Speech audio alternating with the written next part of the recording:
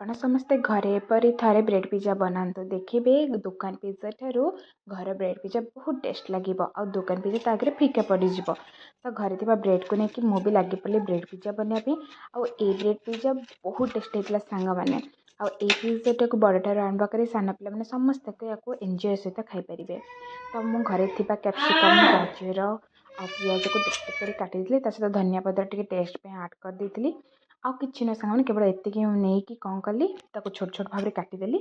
ଆଉ ତେଲ ଟିକେ ଗରମ କରିକି କଢ଼େଇରେ ତାହିଁରେ ମୁଁ 2 ମିନିଟ୍ ପର୍ଯ୍ୟନ୍ତ ଏଇ ସବୁ ଜିନିଷକୁ ପକେଇକି ପନିପରିବାକୁ ପକେଇକି 2 ମିନିଟ୍ ଯାଏଁ 2ରୁ 3 ମିନିଟ୍ ତାକୁ ଭଲ ଭାବରେ ଫ୍ରାଏ କରିଦେଲି।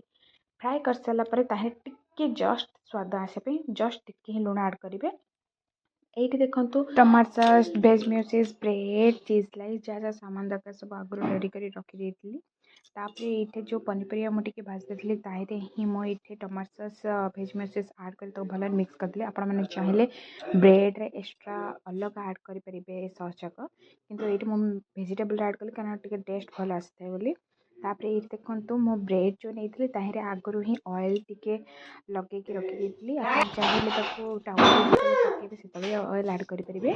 ଏଇଟା ଭଲ ଭାବରେ ମୁଁ ସଜାଇ ଦେଇଛି। ସଜାଇ ସାରିବା ପରେ ଦେଇକି ମୁଁ ତାୱାରେ 2 ମିନିଟ୍ ଯାଏଁ ତାକୁ ଭଲ ଭାବରେ ଫ୍ରାଏ କରିଦେଲି। ତାପରେ ଏଇଠି ଆମର ବ୍ରେଡ଼୍ ପିଜ୍ଜା ରେଡ଼ି। ତାକୁ ଦେଖନ୍ତୁ ସୁନ୍ଦର ଭାବରେ ମୁଁ କେମିତି କାଟିକି ତାକୁ ରେଡ଼ି କରୁଛି। ଆପଣମାନେ ଚାହିଁଲେ ଥରେ ଘରେ ଟ୍ରାଏ କରନ୍ତୁ ଓ କେମିତି ଲାଗିଲା ମୋତେ କମେଣ୍ଟ ସେକ୍ସନ୍ରେ ଜଣାନ୍ତୁ।